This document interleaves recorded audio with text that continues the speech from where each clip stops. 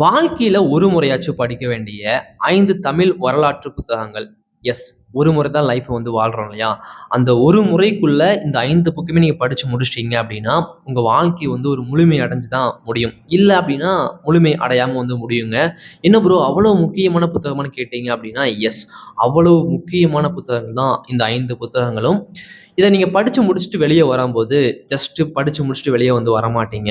வாழ்ந்து முடிச்சுட்டு வருவீங்க. ஒவ்வொரு புத்தகத்திலயுமே வந்து பார்க்குறீங்கன்னா, வாழ்ந்து முடிச்சுட்டு வருவீங்க. அந்த மாரி ஒரு ஃபீல வந்து இந்த 5 புத்தகங்களும் நிச்சயமாக வந்து குடுக்குங்க. ஸோ எனக்கு ரொம்ப ரொம்ப பிடிச்ச புத்தகத்த நம்பர் 1ல வச்சிருக்கேன். கொஞ்சம் கொஞ்சம் பிடிச்ச புத்தகத்த அதுக்கு மேல அப்படியே வந்து வச்சிருக்கேன். ஒன் பை ஒன்னா வந்து பார்க்கலாம். அதே மாரி உங்களுடைய டாப் 5 வந்து சொல்லுங்க. என்னோட கண்ணோட்டம் வேற மாரி இருக்கும். உங்களுடைய கண்ணோட்டம் வேற மாரி இருக்கும். அப்படி இருந்துச்சுன்னா, அந்த புத்தகத்தையும் கமெண்ட்ல வந்து சொல்லுங்க. சரிங்களா?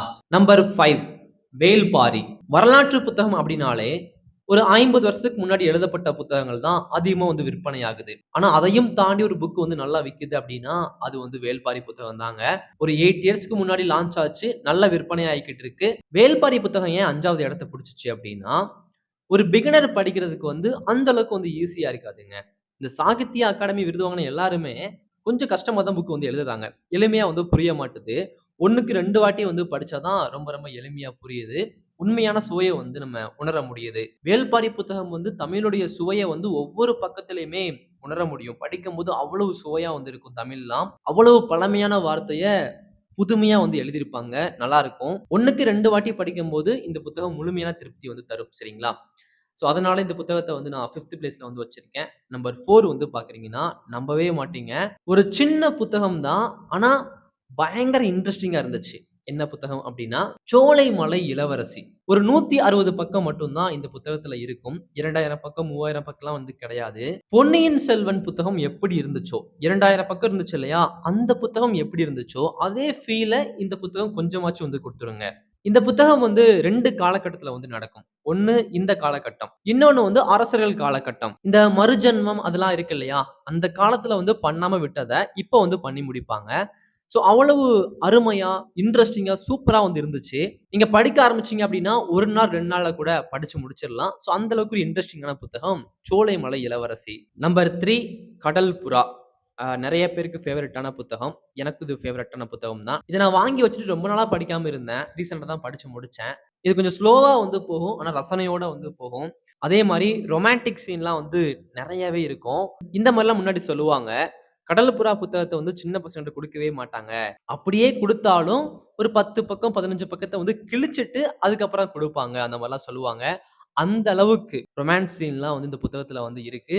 அது நீங்க படிக்க ஆரம்பிச்ச ஒரு 40 பக்கத்துக்குள்ளேயே தெரிஞ்சு போயிரும். இதுல வந்து நெறைய சீன்ஸ்லாம் வந்து இருக்குன்னு சொல்லிட்டு. ஆனா, வரலாறுக்காகவும், சாண்டில்யன் எழுதிய கதைக்காகவும் இந்த புத்தகத்த வந்து நம்ம படிக்கலாங்க. அடுத்து 2வது புத்தகம் சிவகாமியின் சபதம். ரொம்ப ரொம்ப வலிய ஏற்படுத்தின ஒரு புத்தகங்க. படிச்சு முடிக்கும்போது ஒரு 10 நாள் அவ்வளவு கஷ்டமா இருந்துச்சு. எப்படி சொல்றது அப்டின்னா, தாகம் எடுக்கும். தண்ணி குடிச்சாலும் தாகம் வந்து தீராது. ஸோ அந்த மாரி ஒரு வலிய வந்து இந்த புத்தகம் வந்து குடுத்துச்சு. நெறைய பேருக்கு குடுத்துருக்கும்னு நெனைக்கிறேன். படிச்சு முடிச்சுட்டு சிவகாமி அவங்களோட வலிய வந்து ஏத்துக்கவே முடியல. எப்படி இந்த வலிய தாங்கிட்டு இருக்க முடியும்? ஆ அந்த அளவுக்கு வந்து ஒரு வலிய வந்து இந்த புத்தகம் வந்து எனக்கு வந்து குடுத்துச்சு. நான் இப்போ வரைக்கும் அந்த வலிய வந்து ஃபீல் பண்றேன்.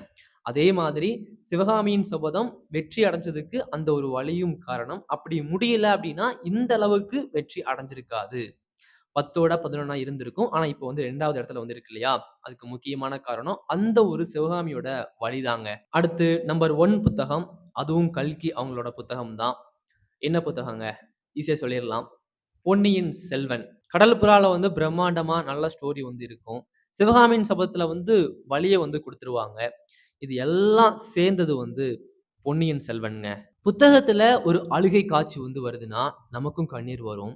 ஒரு பயம் காட்டுற காட்சி வருதுன்னா, நமக்கும் பயம் வரும். 2வது பாகம்னு நெனைக்கிறேன்.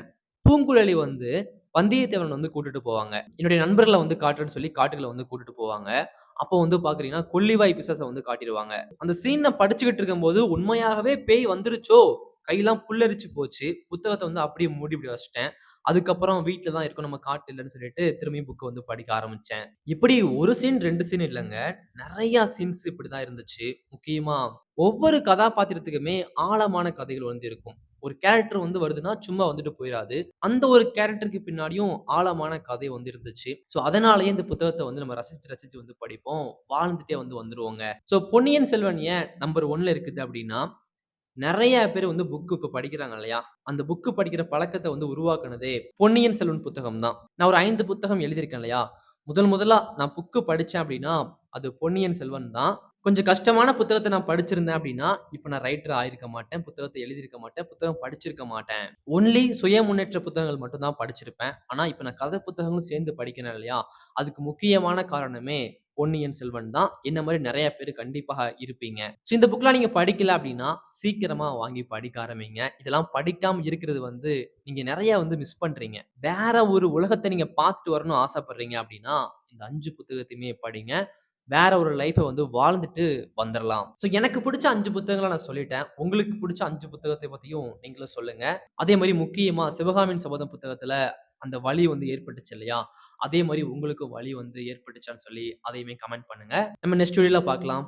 Thank you.